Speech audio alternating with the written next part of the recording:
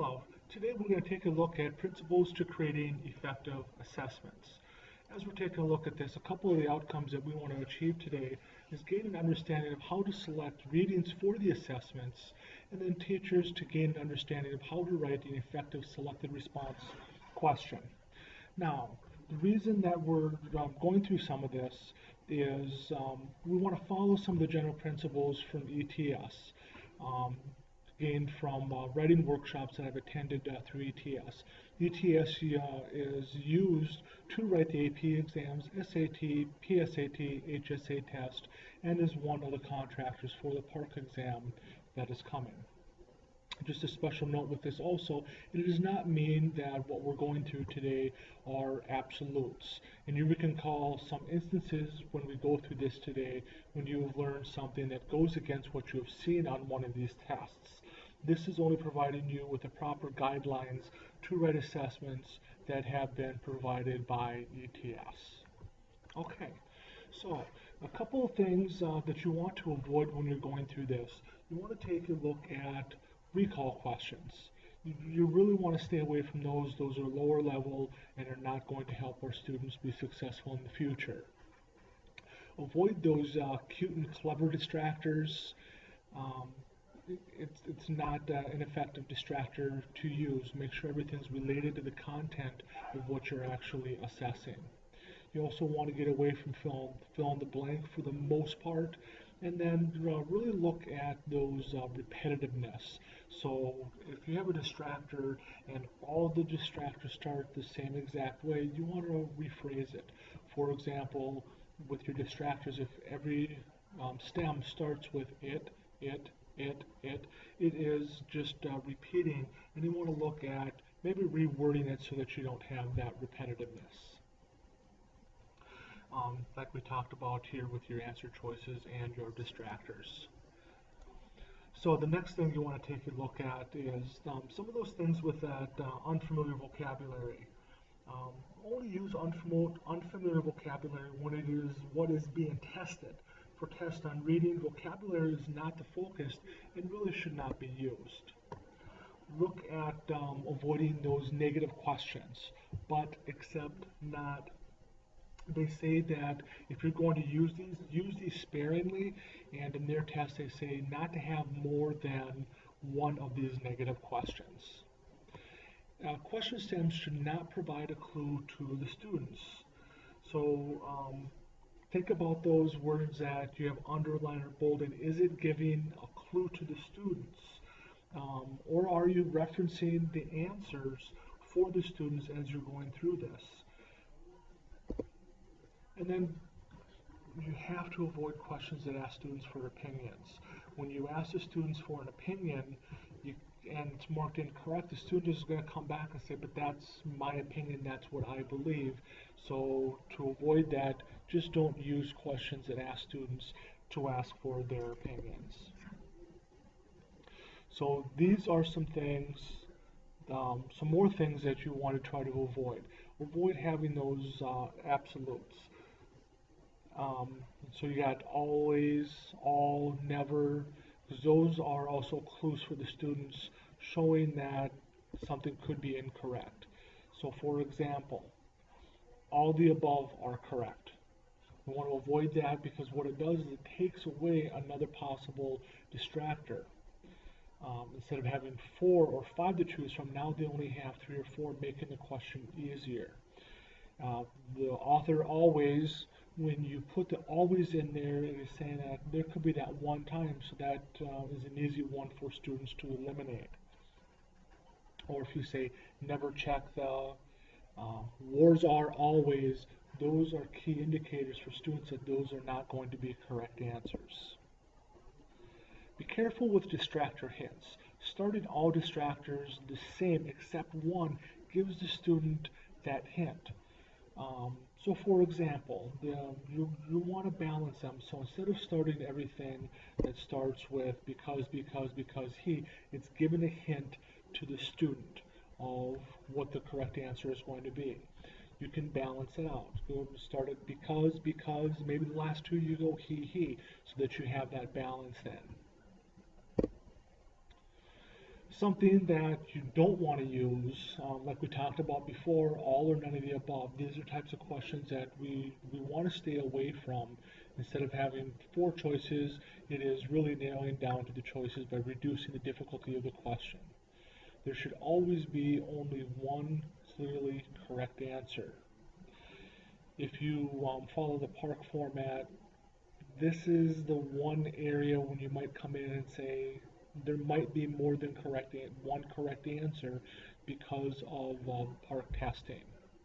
But then if you're going to use that format, you need to let the students know that select all that are correct so that they know that there is possibly more than one correct answer. Some things to be mindful, consider as you're writing these is careful for what and which. What is singular, which implies that there are multiple correct answers. So how you use them and the answer choices that you have for the students can be confusing, so it's something just to keep in mind. Another thing to keep in mind is questions do not provide an answer to another question. For example, what was Thomas Jefferson's purpose in writing the Declaration of Independence? And then you have another question that asks, who wrote the Declaration of Independence? You don't want to have one question providing the answer to another question. So it's something to keep in mind as you're writing your tests. Your distractors all must be related to the question that you have. You don't want to have those easy ones for the students to eliminate, because then what it does is it makes the answer choice easy for the students. So when you're looking at this as an example, you don't want to have a question on weather patterns and a distractor about the reproductive organs of reptiles. They're not related to one another.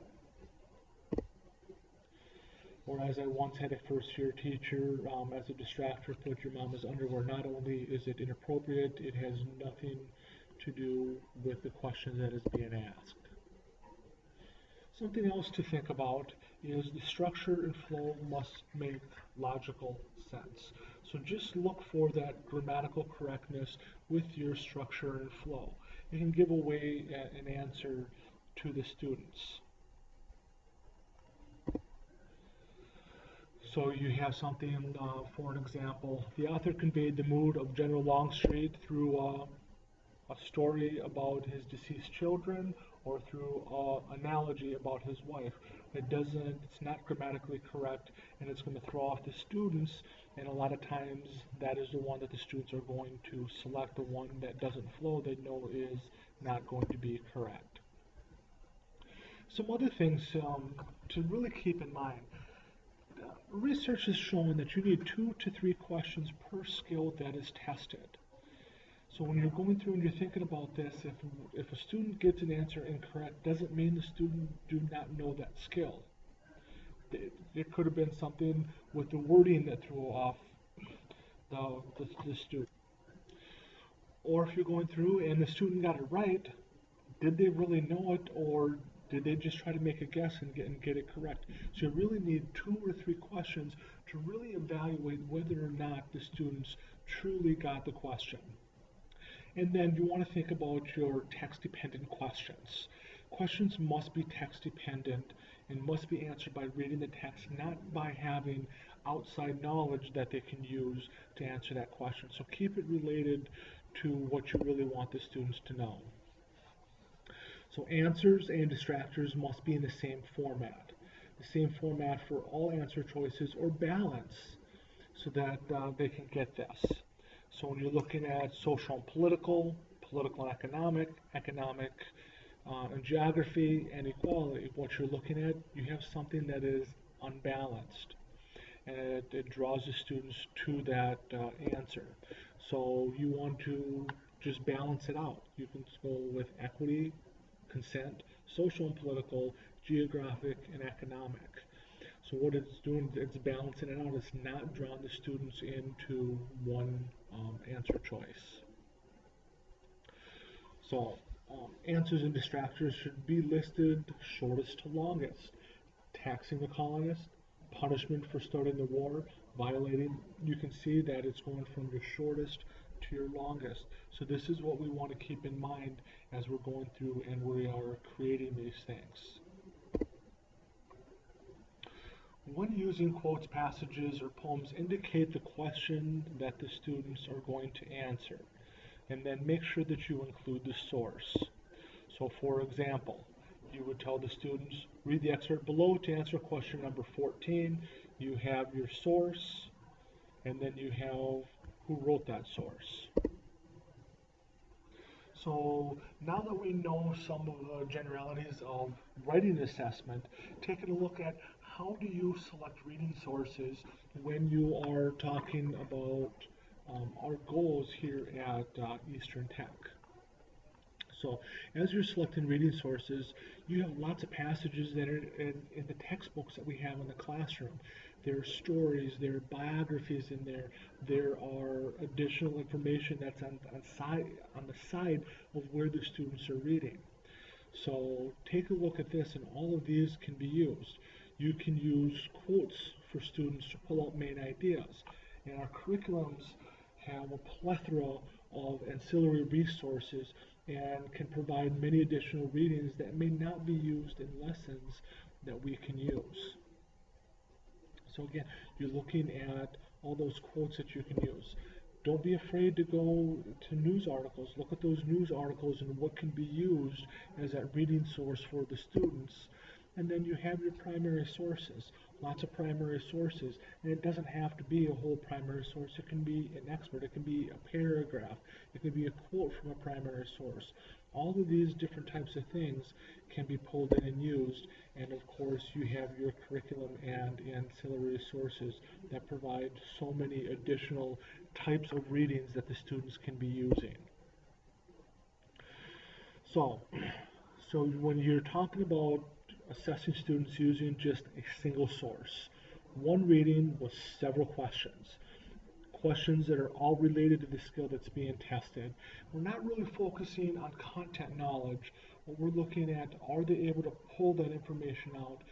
Do they know what the main idea is? It's not about saying who was the general in the war, but rather take a look at what is the main idea of this article, what is the supporting idea, what is being inferred, those types of things. So you can also go the other way when you have an assessment and you have multiple sources.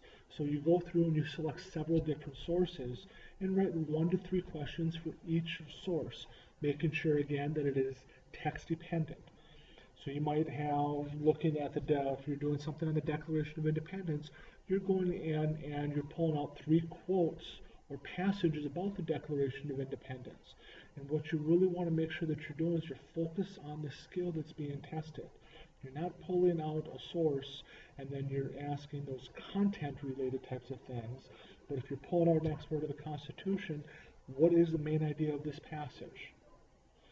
In a quote by Thomas Jefferson, what is it that he is inferring in this passage? Those types of things. So it's text dependent and it's focusing on the skill that you're trying to get at. And then, are there any questions? So as you're going through this and you're writing this, if you have questions, please don't be afraid to contact Mr. Oler. You know where my room is at, and you also have my email address at goehler@bcps.org, and you can send me questions, or we can sit down and we can write some assessments together, or select reading passages to use for this also. And then one of those things to always keep in mind, are there any potential obstacles or barriers to creating assessments? So below this you will also see a list of other types of sources that I've put together as examples and things that you can also use as you're going through this process. Again, if you have any questions, please do not hesitate to contact me. Thank you.